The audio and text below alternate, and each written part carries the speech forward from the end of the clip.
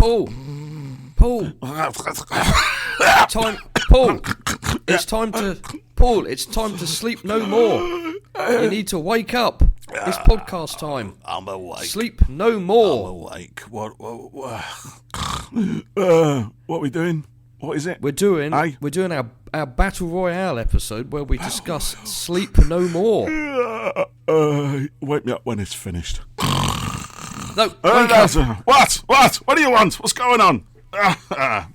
Right, yes, podcast. I'm clearly prepared for this because I was watching it. I was watching Sleep No More, and guess what happened? I fell asleep. Hello, dear listeners, and welcome to another Who Corner to Corner podcast. This week's episode is another epic Battle Royale.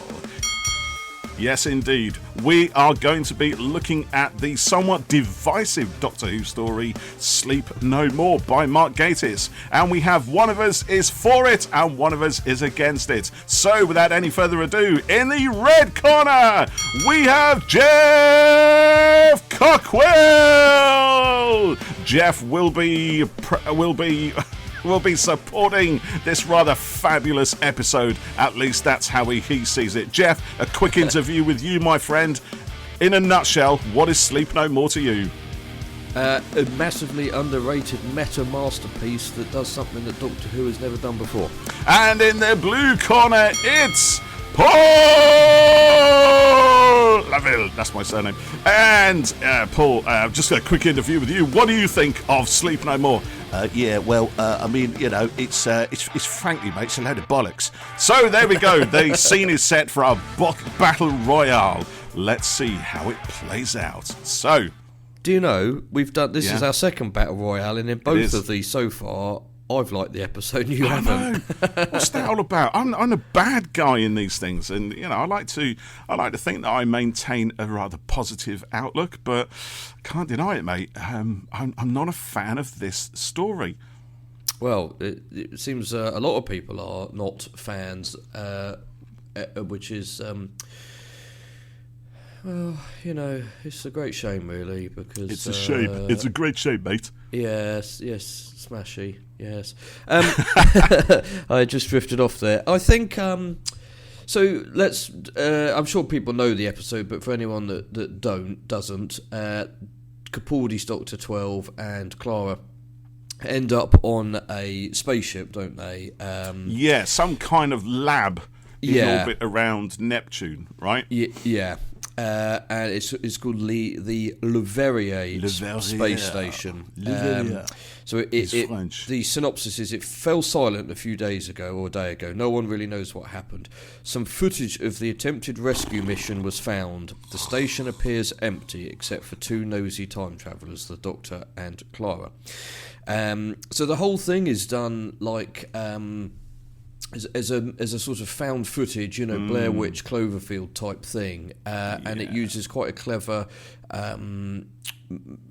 narrative way of continuing it. Well, let me just interrupt you there. Obviously, the word clever is somewhat subjective in this instance. You find it clever. I'm objectively right. You find it clever. I find it really annoying. For our listeners, let's tell them what it is. Go on then. Go on. Go with it. The Doctor does something with the Sonic to his and Clara's optical cortex or something or other, which enables their vision, point of view, to be recorded, doesn't it? Does he? I must have missed that bit. I must have fallen asleep during that bit. I thought it was being recorded anyway. Because Rasmussen is recording. So does he do it to them? Okay, so the thing that allows them to record the footage, as far as I understand it, is the sleepy dust in their eye, because the sleepy dust has somehow become sentient and carnivorous. Yeah. Right? Over its kind of I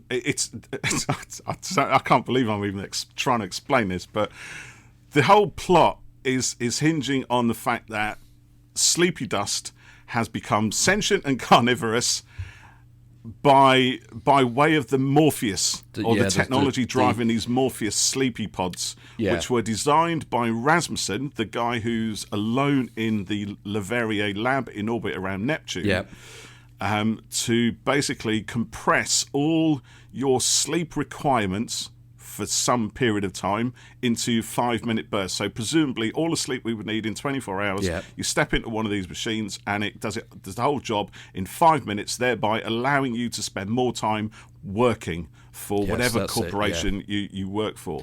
And when you go into the machine, the sleepy dust is, I don't really know how this works, but Clara comes out of the machine and she can now see, or her viewpoint, what she sees, can be somehow recorded.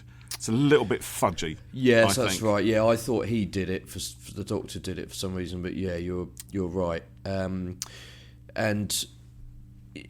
so the sleepy dust monsters, admittedly, they don't look great. They're sort of a humanoid sort of mass of crusty bogey type snot, thing. Yeah, basically they are they are mucus, human skin.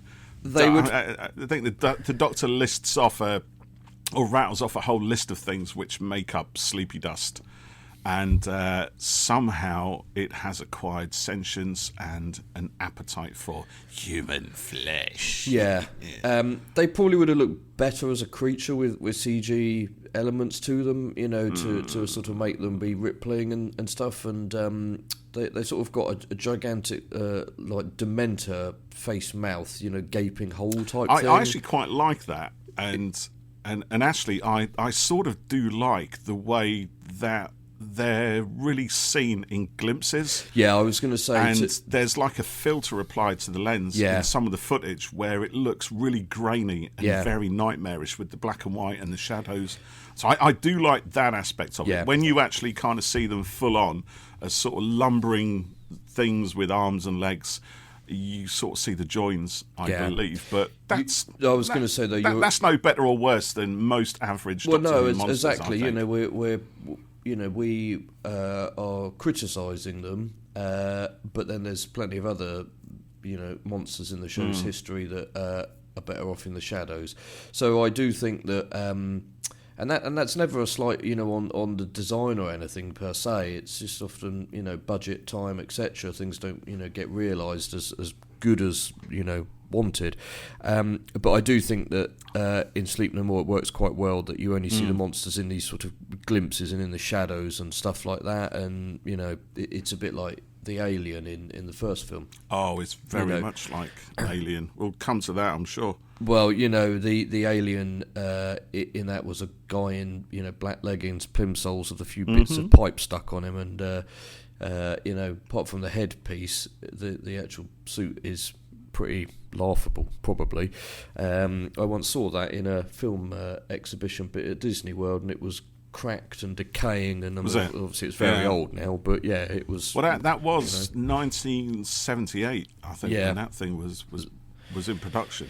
So it's a long time ago. Yeah, it's like old Doctor Who, this monsters Sleep and stuff, No More is 2015? Yeah. So this is in series 9, isn't it? Yeah. And this nicely, episode 9 of series 9. Yeah. There's something to be said about that. And I'm coming out of all the positive stuff, mate. What's going on? Yeah, you are. Yeah.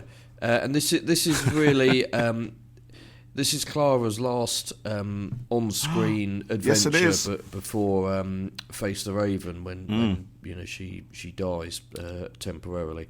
Like so many of Moffat's companion characters. Yeah, they don't. Let's kill a companion for the drama. Yeah, you're not really dead.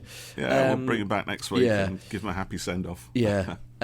So I do like this episode a lot, but I do wish that we'd had one last sort of hurrah. Yeah, with Clara and the Doctor, because Zygon, the Zygon 2-parter before it is mostly Bonnie, because Clara's in a coma, So that was a bit of a shame as a Clara fan.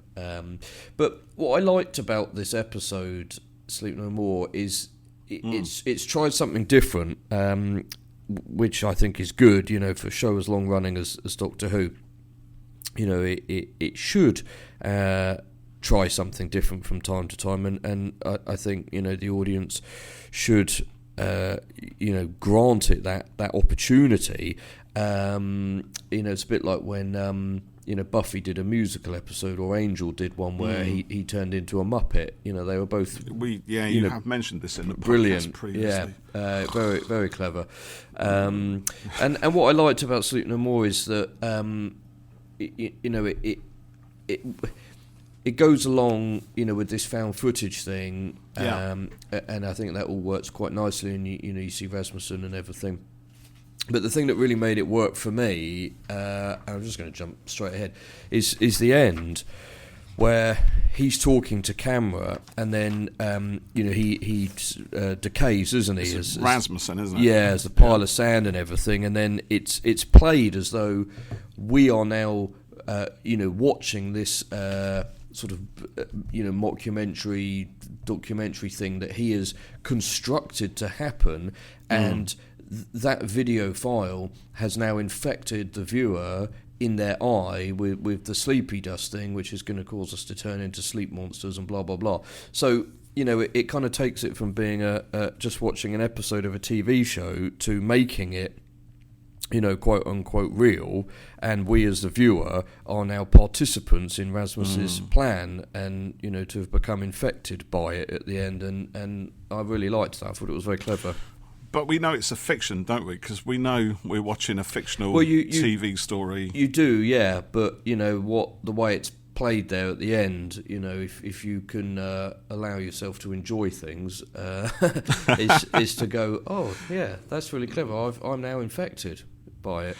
But it's okay. So my response to that, I think, is that if it was set in modern day times, i.e. contemporary to the time that we were watching this thing, then that might actually work. It's set in the far future. It's set in the 38th century. So even if we accepted the conceit that it is real, nothing's going to happen to us because it's so far in the future. Now, we could go and think, okay, so that maybe this footage has been sent back in the past and we're watching it then. But I think that's possibly a stretch too far, unless we allow ourselves to be children and just go with it, which is not a bad thing. Doctor Who is quite often asking its viewers to adopt a sort of childlike approach to things, and I don't mean that in a bad way. It's part of the appeal that we can just forget things for a little while we're enjoying these stories, go with the ridiculousness, and just have a good old time like we did when we were kids. You just had to go and be that guy there, didn't you? What do you mean? Explain, dear Geoff. Hashtag that guy. I see that this is going the way of the previous Battle Royale for Kill the Moon. I enjoy an episode, and then everything I like about it gets dismantled, and I end up feeling miserable. And no, it's only opinions, mate. I see what you're saying about the fact that the episode takes place in the future, but whatever. Well, no, it's fine, because I mean, this is a very, and we were talking about this just before we went live, didn't we? So this is a really divisive episode. Yeah. It seems to be that you either love it or you kind of loathe it, and there's very little ground in between that. I mean, to be fair, there is a lot about this that I do really appreciate it, and I've watched it a few times now, and when I watched it last night, I actually found myself enjoying it more than I had previously. So the first time I saw this, I thought it was an absolute turd of a story. I really, really disliked it. I didn't enjoy the conceit of it at all. I thought the found footage, concept had already been done in cinema. And whilst it was nice to see Doctor Who taking that on, because it hasn't really done it before. No. It's like, well, we're 20 odd years on, probably 20-ish years on from the Blair Witch Project.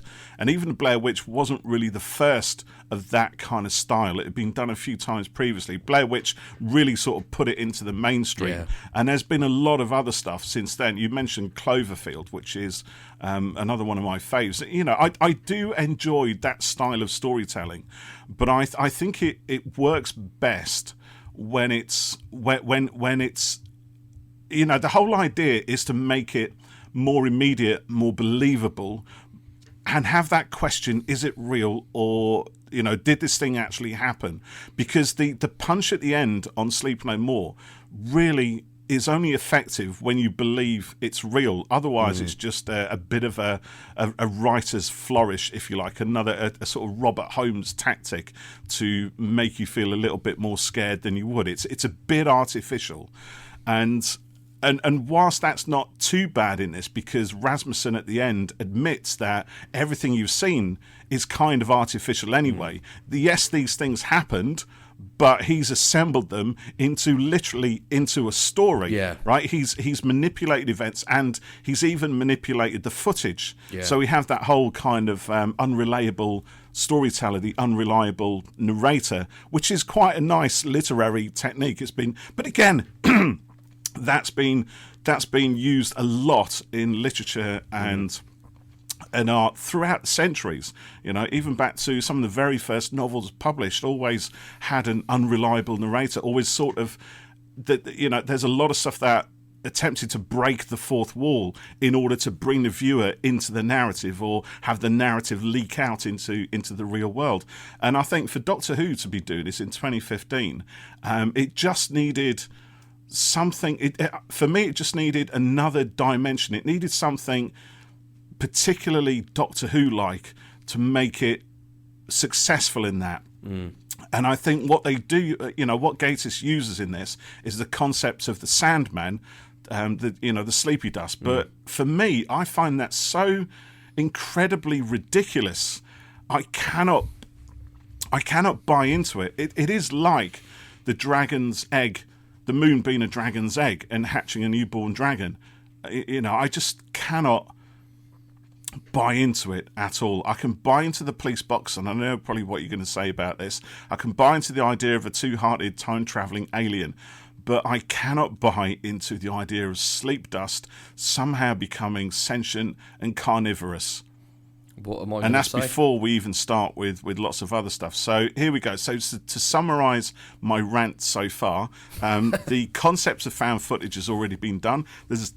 There is nothing uniquely Doctor Who that this episode brings to it, apart from the Sandmen, which I can't buy into, and the whole idea of breaking the fourth wall, whilst it's done okay, doesn't deliver the punch that it needs, because I don't feel there is any immediacy with me in that story. It's too far detached.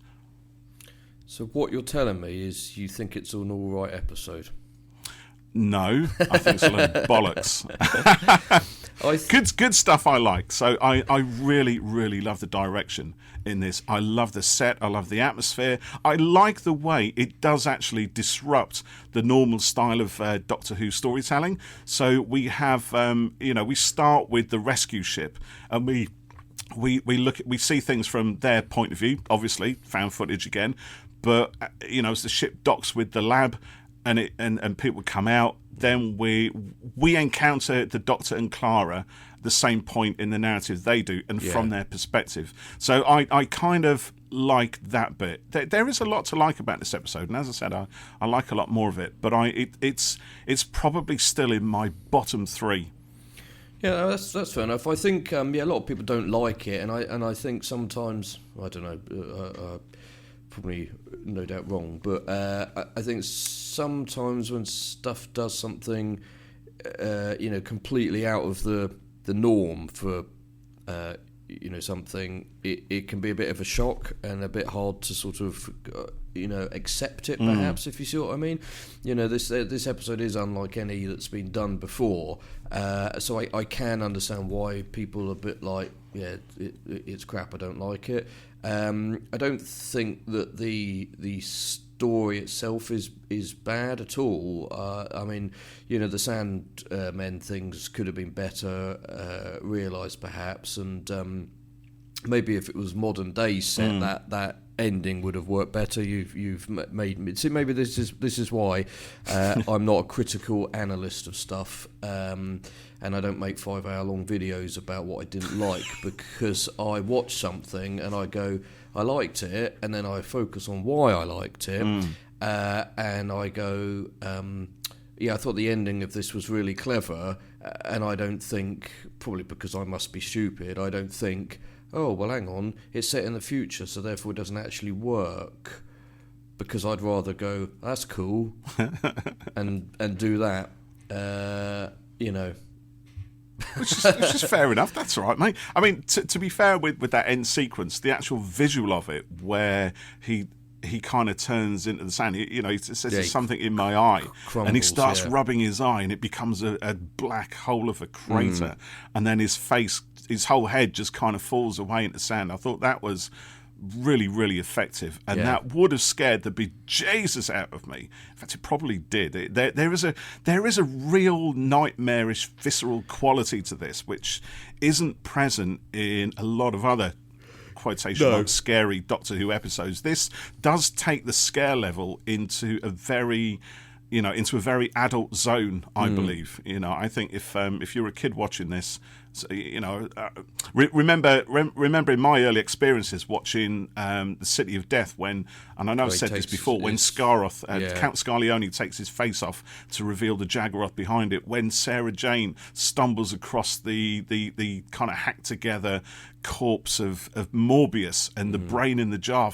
Doctor Who does deliver those things, and this is on a level, if not slightly higher than those things, and this is what I do. One of the things I really enjoy about the Capaldi stories is the fact that Moffat and the other writers decided to really push the kind of stories that could be told in the by the Doctor Who framework. It's always been said over the years that Doctor Who is a program that can tell any other story. It can adopt any kind of format. And actually, I'm not sure that's entirely true, because quite often when they've tried to change things, it hasn't quite worked. And it seems to be that Doctor Who almost naturally settles back into a standard formula, which can be kind of typified by, a lot of the Russell T Davies stories or the Philip Hinchcliffe years of the previous. But these stories really do push it. I'm thinking there's this one, Kill the Moon, obviously. There's Robots of Sherwood, another Mark Gatiss story, which sort of does some similar stuff with, testing the fictional skin of Doctor Who, but does it in a much more light-hearted, comedic way. This does the same kind of thing, but in a real visceral, horror-filled, nightmarish way. I think, I've said before that I think Doctor Who is the most creatively unlimited show out there, and I think that it can do anything. But I think you're probably right to an extent that the way it does it, such as in the found footage format, doesn't always work, or because this is so out there, or divides opinion, I suppose, at least. I think that's it, because it's so out there and so different. If this was just a normal style episode, I think it probably would have been better received. See, I quite like what you would call meta kind of self-aware stuff. Same. I do as well. I always like a bit of that. I think when you're doing that, it has to be extremely good, because it's all too easy to look at the artifice of doing that. So there has to be a reason within the narrative, and that reason has to be rock solid. To be fair to Sleep No More, I think the reason does just about work. There is a justification for why the story is being told that way within the narrative, but equally the story would probably, I'm going out on a bit of a limb here actually, but I think it would work just as well, if it was told in a standard format. Yeah, and I think in a standard way. If it was, people might, they might like it a bit more. And I'm not saying people maybe, but then does the story hold up? Is the story strong enough to be told in a kind of, let's say, normal Doctor Who fashion, well, that or could be does it need that extra bit to kind of give it an extra, to give it more fuel? Because the story, when you look at it, is the Doctor and Clara rock up on a space lab. They encounter the rescue party. They encounter the reason the rescue party are there. They encounter some strange technology that has given birth to some creatures that then go on a kind of killing spree in the space station. And then it's all... Well, is it? It's not really defeated at the end because the villain turns out to be Rasmussen, who's done his thing. In a minute. Yeah, I mean, maybe it is just, a genuine misfire and my stupidity has made me enjoy it. Stop it! Stop going down that road. No, you enjoy it because you enjoy it. You love those things. That's the thing. But maybe I don't see that it's genuinely bad or something. But I don't think it is. But there's no reason why you have to, though, is there?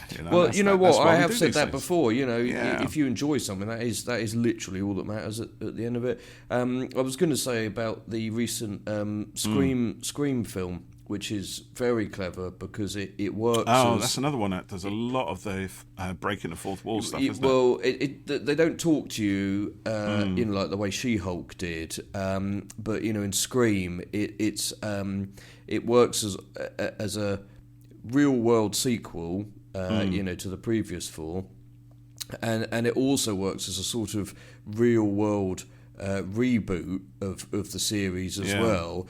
And then it also works within the narrative as a sequel and as a remake of the first one, and a reboot of it all as well. It's quite layered, and when it all starts to come together towards the end, it's really well done, and it's a bit like the Matrix Resurrections as well, which also works as sort of a coda / sequel to the previous three films, but works as a in-world kind of reboot for it all as well. I haven't got around to seeing that yet, actually. Yeah, I mean, it is good. It's recorded on my Skybox, but I think if you like the Matrix, films, I like the first one. I didn't get on with the sequels at all.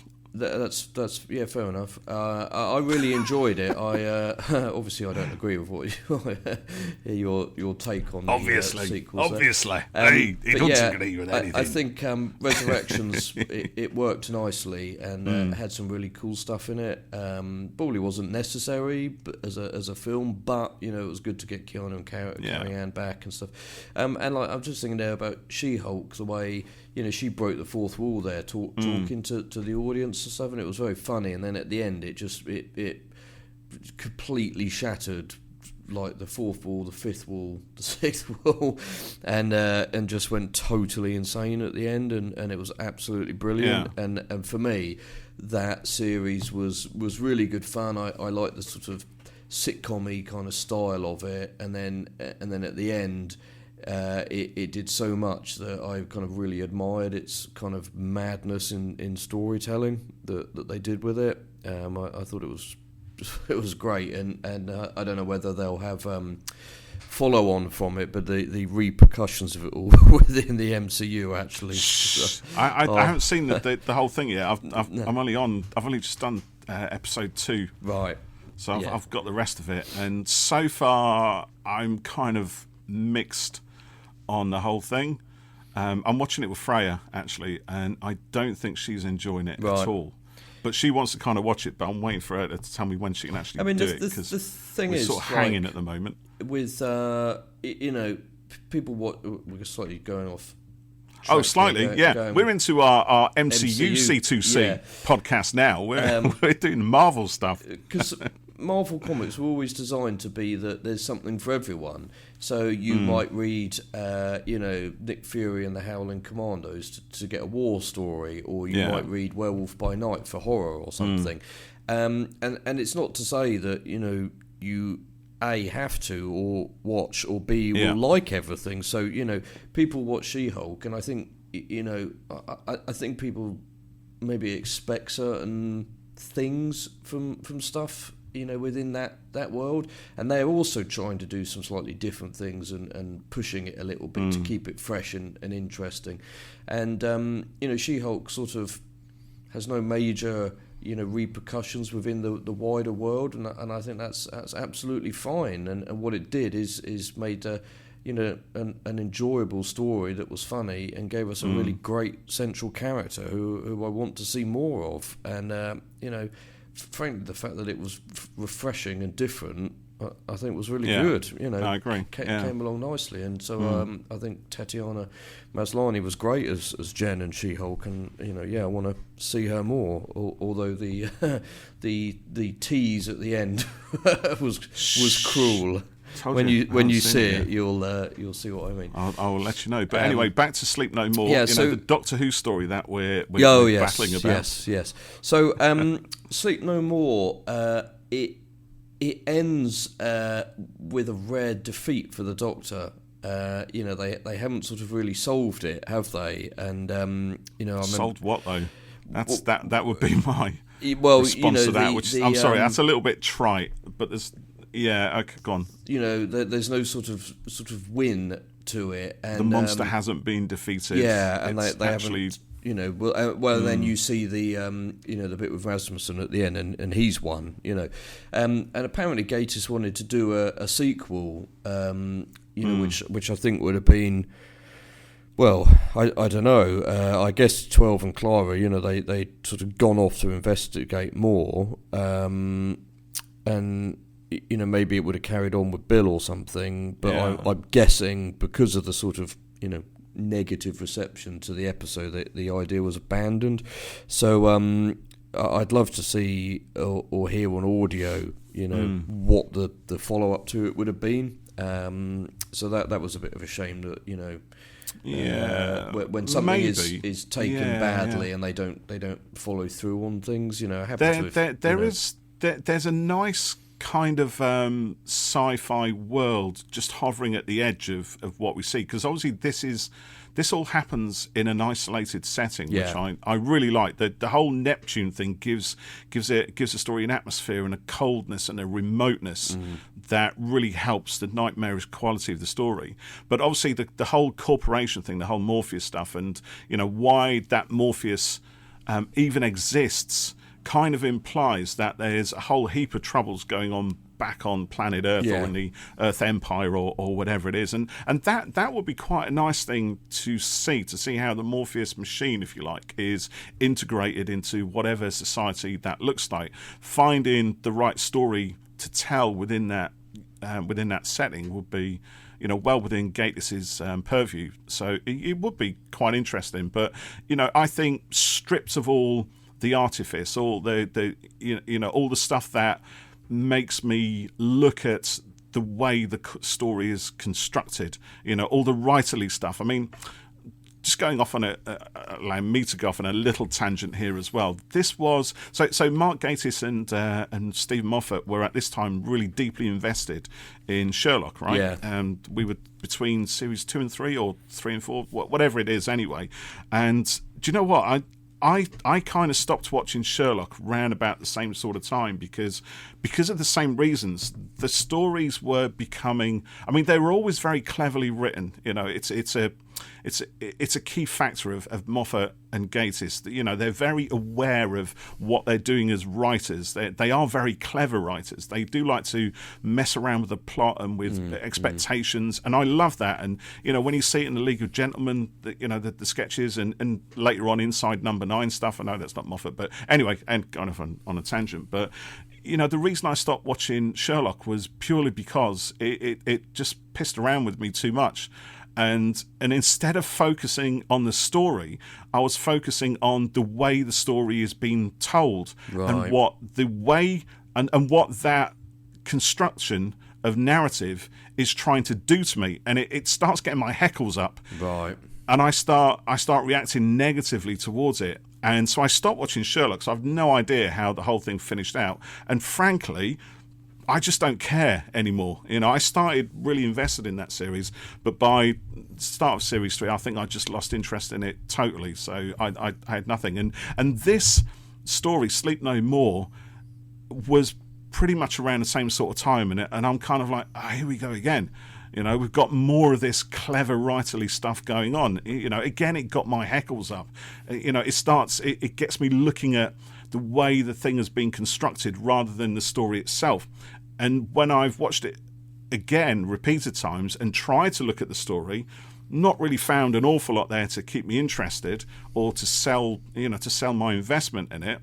It always brings me back to the artifice of the narrative, the fact that a writer has assembled this through the medium of his character, Rasmussen, right? So the conceit is that Rasmussen has assembled this narrative, but actually we all know it's Mark Gatiss doing this.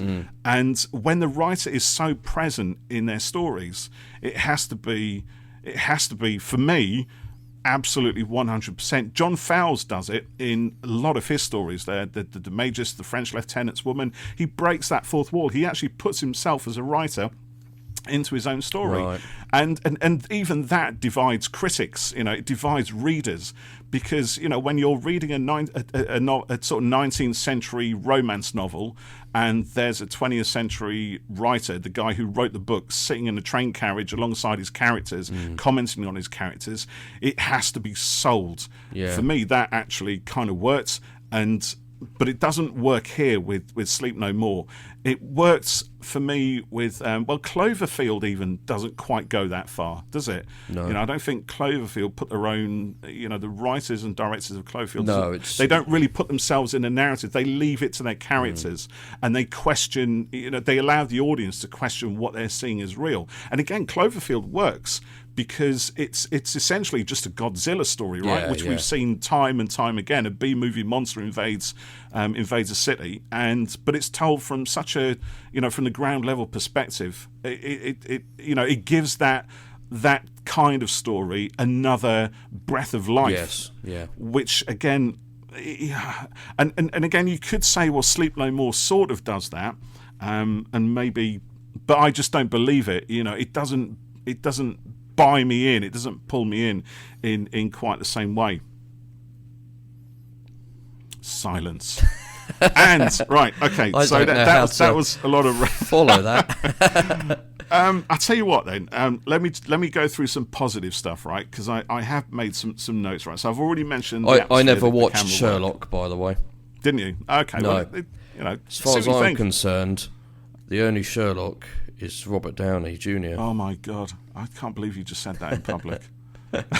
I really like those films. I think particularly on the second one, Guy Ritchie does such a great job with the style and the direction in it. I haven't seen them, so I can't comment. But for me, actually, the Sherlock Holmes I really like. I mean, I do actually like. What's his face? Cumberbatch, isn't it? Benedict Cumberbatch. I think he's really good. Yeah, he's supposed to be good. Yeah, actually, I'll tell you who did make a good Sherlock Holmes. I must say, I'm not really a Sherlock Holmes fan at all. But the RDJ films are really good. I shall watch them. Whether they are accurate to the books, judgments. I don't know. But there was an astonishing action sequence in the second film. Yeah, just like you used to get in the original stories. Yeah, well, apparently he does fight in the books, doesn't he? Oh, he does. There's a few fisticuffs where you get the bare knuckle fighting in the first one, which is shot at some insane slow motion and required like 4 times the normal amount of lighting to make it work on slow mo. Colin Baker, when I went to see him in Hound of Baskervilles. Yeah, there you go. You put in Colin Baker as a bona fide one of the best Sherlock Holmeses. Yeah, he did good. Yeah, that's brilliant. Yeah, I agree with you. I mean, I didn't see him actually, but Colin Baker is awesome anyway. Yeah, and his Sherlock is undoubtedly awesome. Basil Rathbone actually was Sherlock for me as a kid. I'm not actually old enough to have seen those films when they were first released in the cinemas. I watched them when they were repeated in the late 70s on BBC Two. So that was, but I loved them. And was the other guy, Jeremy Brett, in the ITV series, which I believe were really, really close to the novels. Certainly the episodes I've seen were really close. And to be fair to Moffat and Gatiss's modern day Sherlock, the early ones at least that I saw were really good at sort of taking the original stories and presenting them in a modern day setting. It gave, again, a sort of new lease of life to a bunch of stories that have been done so many times. Yeah. So I did quite like that. But back to the Doctor Who story that we're looking at, my friends. So I said I was going to list out some positive stuff. So I kind of also liked the bizarre surrealness of the Sandman music. You know, the bum bum bum bum bum bum. Yeah, it plays as a little hologram thing, doesn't it? Yeah, that gave it a nice sort of surreal, creepiness, which kind of put me back to the Crimson Horror from the Matt Smith years, which was that was Gatiss as well, yeah. It was, yes, it was, wasn't it? That's right. And I love that. I do really enjoy the way that Gatiss plays with those sort of tropes. You know, he'll give us something really massively, unbelievably creepy, and by introducing something which is the sort of polar opposite of that, a nice, happy, jolly song from the 50s or 60s or whenever it was.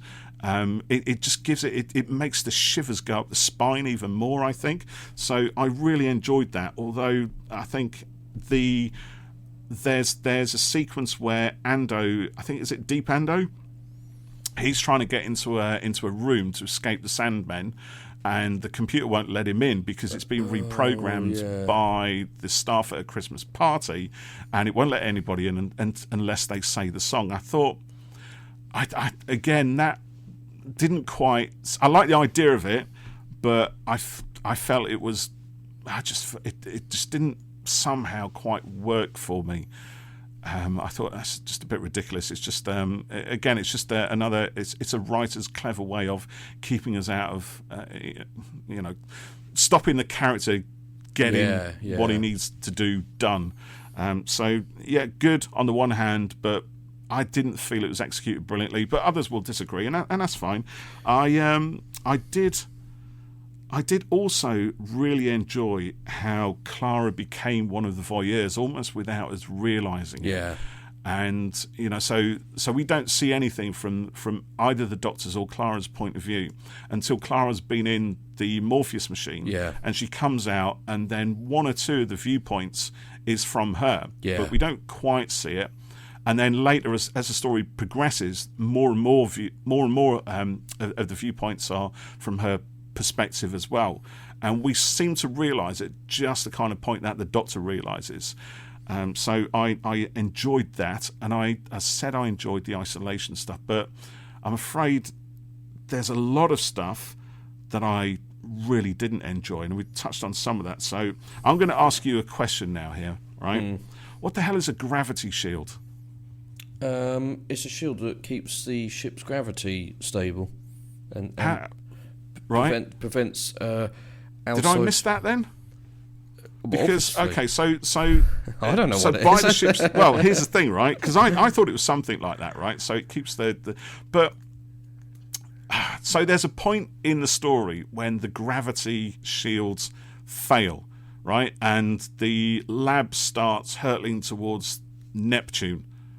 And then the gravity shields come back online, and it's able to reverse that in some way, right? Now, okay, it's a bit of a made-up thing, right? Let's have a gravity shield, and it breaks. Or Rasmussen sabotages them directly, I think, to introduce a bit of excitement into the narrative. He actually tells us that that's what he's done, and the Doctor says, this doesn't make any sense. Yeah, absolutely right, Doctor, it doesn't make any sense, because really, if you're in orbit around a planet, you're in orbit around a planet, right? You don't even need any artificial gravity or any sort of artificial means other than maybe the occasional thruster to keep you in that orbit. You can spin round, right, for as long as the masses in equilibrium remain stable.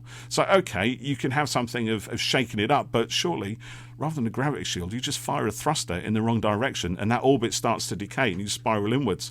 And then you reverse the thrusters and you come out. So I don't understand why there's a need to make up a technology which is complete nonsense in order to provide a sort of exciting point within the story that could have been provided by actual real science. And I get we're in the 38th century, so there could be some sort of magic. But, in a lot of cases, current technology still works, and we're not watching this in the future. We're watching this now in the 21st century. So why not use something that actually we can all just relate to and see? And that would sell the conceit of the story, to me at least anyway, much more credibly than piling on yet another artificial, another artificial, what's the bloody word, Geoff? Something else, right? That MacGuffin. Yes, that's the word. Another MacGuffin. Well done. That takes me even further away, or breaks my connection even further from the story. It's so interesting. I don't look at it and think like that at all. No, but everybody's different, aren't they? Yeah. This is the thing, right? And I do get where you're coming from, but I can't be alone. I can't be the only person who interrogates. Yeah. I don't set out to watch a program, especially Doctor Who, and interrogate the science of it, right? But when I'm faced with a story that throws me away from or breaks my connection with it, then I find myself looking more and more at this stuff. And and I'm more likely to see what fails and what doesn't fail. If the story is involving, engaging, and it brings me closer into it, closer to the characters, closer to the plot, then actually all that stuff doesn't really matter. Yeah, I don't care about it. But if it's doing things to push me away by removing me from the fiction in a way that I buy into increasingly less, it piles more and more of this stuff on. I'm going to see it and I'm going to react to it. And I think a lot of people probably do that. Some maybe intentionally will go out and interrogate this stuff from the outset, regardless. But for me, I don't tend to do that anymore unless the story kind of puts me into that position, which this one did. I think if I've not engaged very well with something, then I might start having a problem with something in it, because I'm not saying I don't understand why I don't enjoy something, but I tend to enjoy more than I don't when I watch stuff, and I haven't got the time to sit and analyse it all, really. But when you're doing it as you're watching it, that's the thing. Which I was doing. And I every time I've watched this story, I keep thinking, is there something I've missed? Right? Am I not enjoying it because I'm bringing all this stuff? And so I do have a degree in critical theory and literary stuff and all that, and history of art and everything. So I do know this stuff, and it is kind of ingrained. So maybe in some way that does sort of, almost subconsciously push me into that position. But that was so long ago that I was doing all that stuff that I like to think I can just get involved in a story without worrying about it. And I can, because if I brought this critical aspect to any Doctor Who story, it would destroy. You could give me a Doctor Who story from 1963 to the current days, and if I wanted to, I could really destroy it. But I don't, because there's no point. No. Why would we do that? Like you said, you just want to enjoy something, and I do. I can just sit back, switch off the critical brain, and just enjoy something for what it is. But with this case, and certainly Kill the Moon, it's starting to trigger those areas that engage that function, if you know what I mean. Yeah. So in it comes, and once it starts, it's kind of relentless, and I just can't help myself. No, that's everyone does. I'm feeling like a bad guy now. I'm feeling horrible. Maybe we shouldn't do Battle Royale anymore. I'm going to go to some comments. Go on then, let's do that. Oh, can I just say, before you do actually, because another thing I really, really wanted to get in was something the Doctor says at the start of this, which I love Mark Gatiss for completely, and I wish more Doctor Who writers would do this. There's an exchange that the Doctor and Clara have before they're found by the rescue crew, and Clara says they're looking at some sort of, I think it's Indo-Japanese art on the walls, like a sculpture or something, and Clara says, "We're in a space restaurant," something like that. "And have you brought me to a space restaurant?" And the Doctor says, "It's never space restaurant or space champagne or space hat or whatever. It's just restaurant. It's just champagne hat. That's it." Because we might call it a space restaurant stuck in our ways, looking at the future. But if you're in that future, it's not the future, it's the present. Yeah. We don't call things, it's just a restaurant. Well, he's right. He's absolutely bang on. If you apologies go, for my rather rubbish Capaldi if you go to Italy on holiday, you're not eating Italian food. It's just food. It's just food. Exactly that. Yeah. So I love that. So thank you, Mark Gatiss, for that. And actually, thank you for giving us this story. I might not have enjoyed it, but it's good that Doctor Who writers are pushing the envelope, and I always admire that, even if I don't always enjoy the results. Yeah. So go on. What we got? Comments from others. Andre at Andre Pridonian06. Not one of my favourite episodes, but I don't dislike it either. I like the twist at the end and how you see everything from another point of view than the Doctor or Clara's. James Bamford 01. Brilliant and underrated. Inside number 9 meets Doctor Who. Ian Banks at Stuff Ian Likes. Love the concept and the story, but the commitment to the found footage idea slows the story down, especially when it's obvious that not every scene is from a camera. A bold effort that doesn't quite get there. Mark Clowes at vinyl_librarian. It's 12 and Clara, so that's a solid 7 out of 10 already. That probably goes a lot towards your perspective on this. Yeah, I think quite possibly. Yeah, I was going to ask you actually, how do you find Clara in this episode? Because you mentioned it'd be nice if we saw another Clara without, just a should we say a normal Clara episode where she's just allowed to be the companion. Yeah, I think she's great. I always like her, but what I meant by that was, we have this sort of, quite dark episode where, it has a bit of a downbeat ending and everything, and then in the next one she, for all intents and purposes, dies. So although obviously that. Face the Raven is kicked off by investigating the Trap Street and all of that. It then sort of turns into something else. Similarly to like Fugitive of the Jadoon did. So it just would have been nice to have had, an episode where the Doctor and Clara could have gone out and had a bit of a jolly, adventure, much like maybe. The Girl Who Died or something like that, not with that ending, but do you know what I mean? Like just a fun adventure, so I always just sort of a bit of a romp. Yeah, just slightly sort of regretted that, or lamented that we had the brilliant, Bonnie and Clara stuff, and Jenna was great as Bonnie, and then. We go to this, which is really quite dark, and then Clara's, obviously she does come back again, but it's not sort of the same as an adventure. So yeah, that was just would have been nice to have had a bit more. But yeah, I think she's great in it. Clara's always been quite kind of taking charge and gung ho and everything and smart. So yeah, I like her.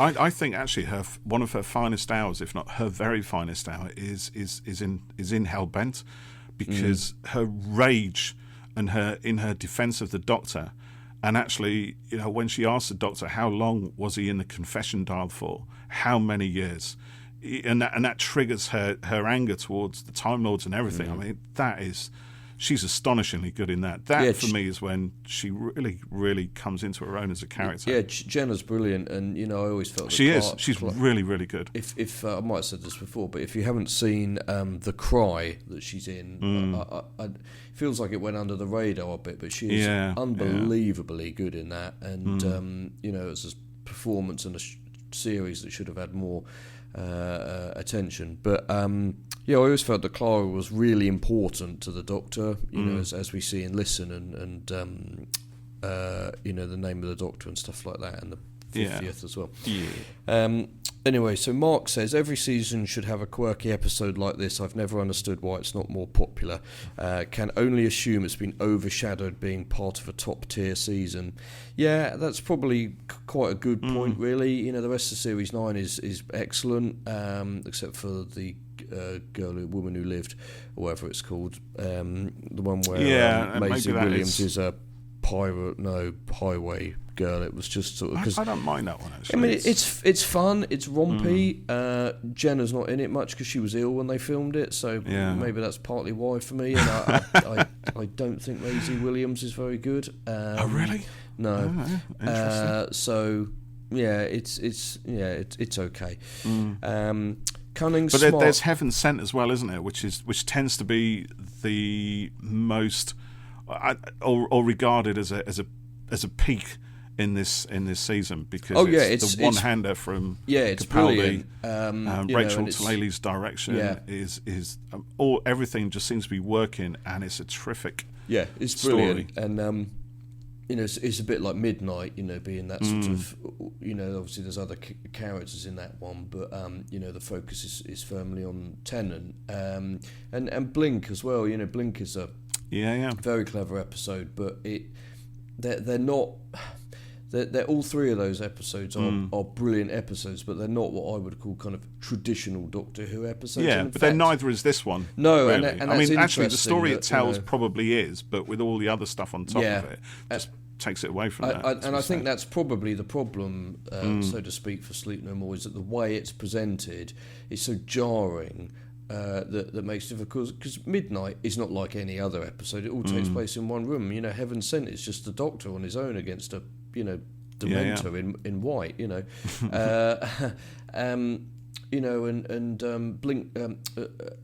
Blink is a more traditional kind of structured episode, albeit with a lot of wibbly wobbly in it. But the Doctor's barely in it, so. He's removed in the story, isn't he? Well, exactly. He comes through the DVD extras. Yeah, so that's where the mystery is. Yeah, they're all great episodes, but they're not sort of traditional, Who narratives. Although the way that it's done is because it's not found footage, for example. Yeah. So Cunning Smile, who's at Cunning Smile with a 1 for the L, says, I don't think it entirely works, but it's got some interesting ideas and it's trying something different, and it'll be it'll be a sad day if the show ever stops doing that. Oh, quite right, absolutely. Yeah. Tales of Woe, whose username is at Tales of Woe, which is a new name to us, so hello, says, I just rewatched this a couple of weeks ago, seriously creepy. I'm not sure the whole premise makes a whole lot of sense, but man, it sure gets the eerie atmosphere spot on. Yeah. Now I can't hear the opening of Mr. Sandman without shuddering. And anything with 12 and Clara is going to be fun. The British Alien at Doctor Who British says, love it, particularly the direction. Sean John, who's at Sean John PDX, says, I love everything Capaldi. And the PDX, I thought, I wonder if that's because he's from Portland, Oregon, which is PDX on the airport thing. Right. And I've just looked at his profile, and it is. Hey, so well, hello to you in Oregon. And now we also had Punished Jake, The Punishing, at Punished Jake 2. So this is a bit of punishment going on. There is, well, he's punishing this episode. Sort of self-flagellation. So there's a mini thread here. One of the problems with this episode is it ends leaving you thinking, is that it? The Doctor rushes off at the end saying something like, none of this makes sense, but then where does he go? We never get a resolution. It acts like leaving it open-ended is intentional, but in my opinion it feels like a mistake. So I said I thought there was supposed to be a follow-on to this at some point, so it was scrapped, I guess, but that's kind of why this ending is a bit sort of unresolved. Can I think also, actually, that brings up another point which I think is quite interesting, the fact that the main character within the story comments on the fact the story doesn't make sense. That's a very risky thing to do, I think, as a writer. You're literally telling your reader or your viewer that what they're watching doesn't make sense. If they're already thinking this doesn't make sense, and they see that reinforced by the characters within the story telling them exactly the same thing, then it's like, well, again, it's just another way of potentially distancing the story from the viewer, sort of alienating them from it, and it's a risky thing, I think. And for me, I picked up on that as well. It's having the Doctor say this doesn't make sense when I'm already thinking it doesn't make any sense. It's just like, yep. having the Doctor exit the story like he's on a mission only to never reveal what he actually went off to do feels lazy. Yeah, it does. Like they couldn't figure out a way to follow the Doctor Agreed. outside of the episode's found footage genre restraints. But if you can't bother to write a satisfying story with a proper ending that comfortably fits inside of the genre restraints you imposed on yourself, then you have no business writing in that genre to begin with. Oh, that's a bit harsh, I think. But I get I mean, it's in some ways having an unresolved ending is rather good. And I think particularly if they're planning to come back to it later on, maybe they were in this one. And I kind of like that, they've sort of lost here, and haven't won. But, I do think it would have perhaps been good to get that. But again, if they've, when you lose something, that implies there's something to be lost or something to be gained or that there's some kind of battle going on or, something worth fighting over. We don't really know what we're doing in any of this. I mean, it seems to be on the one hand just a sort of kind of survival horror. These Sandmen are out to kill everybody, and we just need to get everybody off the lab, back on their way home, and just destroy whatever's here. I think that is sort of there in the final act of it, but obviously Rasmussen comes in with it. Rasmussen can't be killed. He's a Sandman himself, isn't he? So, but then again, you see right at the end, the Sandman Rasmussen says that, look, there never was any infection. I just made all that shit up. Actually, the real virus is here in the electronic signal, which you've now got.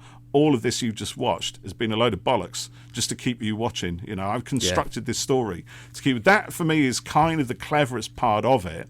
But by that point, I'm gone. I've lost interest. Yeah, I get that. And the Doctor's clearly lost interest as well because he's exited the story. I mean, it may be, again, because we've got an unreliable narrator, because Rasmussen is putting his footage together, he's just left it like that anyway. We don't know really what the Doctor did, if he did anything to resolve it. He might have done something, and Rasmussen actually just hasn't included that because it might give the game away to the people watching the footage. The Doctor actually did defeat me, right? But I'm not going to show you that bit because this is actually my last-ditch attempt to get this virus, this infection, or whatever it is out there, into the Earth Empire or whatever.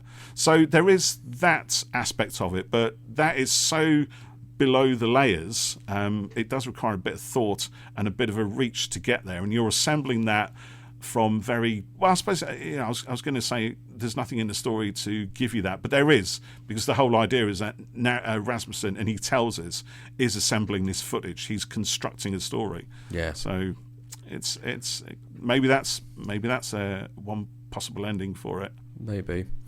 Punished Jake never know. Hasn't finished. Oh, back to the punishments. Yeah. Sorry, go on. Jake's got a lot to say here.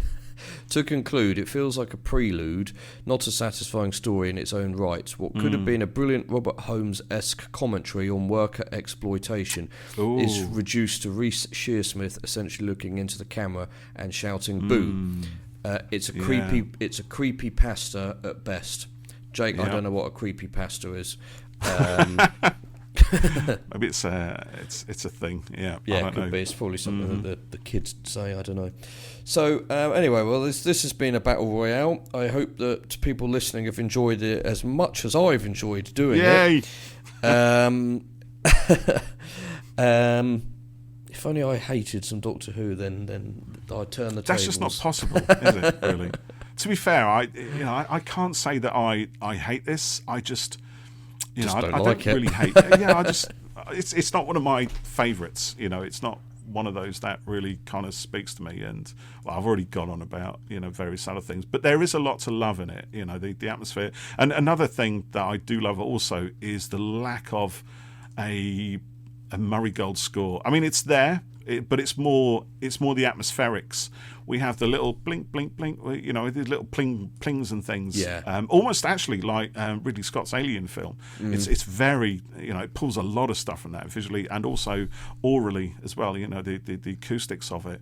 So I do enjoy that. And I enjoy the fact that we don't get this blasting, bombastic cinematic score that tells us what we need to feel. It's much more subtle. So that's a good thing. And I wish we had more of that within this whole kind of period of Doctor Who, to be fair.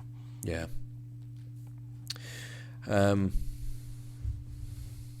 Yeah, I never quite know how to finish these ones when I'm like, right, well, I liked it. Maybe I need to go back and reevaluate. No, Geoff, you enjoyed it, and I think, as we said at the start of this, it is a polarizing story. There's a lot of Capaldi stories that do tend to polarize opinion. There's a lot of Jodie stories that polarize opinion as well. And I think it's it's always good that Doctor Who can do that and generate discussions. Well, that's the thing. As long as those discussions stay healthy, and that somebody's opinion is not weaponized to destroy somebody else's opinion, and I think you and we can do that. We can have a chat about our Doctor Who stories the way we would down the pub, and say what's good and what's bad, or what we felt was good and bad, and what we enjoyed and what we didn't enjoy. And at the end of it, you're going to go away and continue to enjoy it, and I probably actually will enjoy it a little bit more because of your influence. Oh, well, that's nice. That's not a bad thing, is it? So that's a win. One conversion done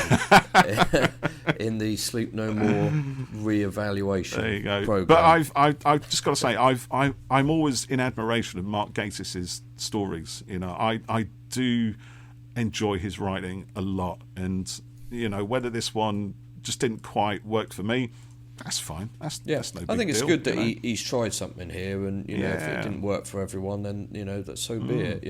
And as I forgot who it was. There was it Jake who said these stories should always, Doctor Who should always every now and then try to push the envelope. Yeah. And it might work, it might not work, but it should never stop trying. And I think that's absolutely 100% correct.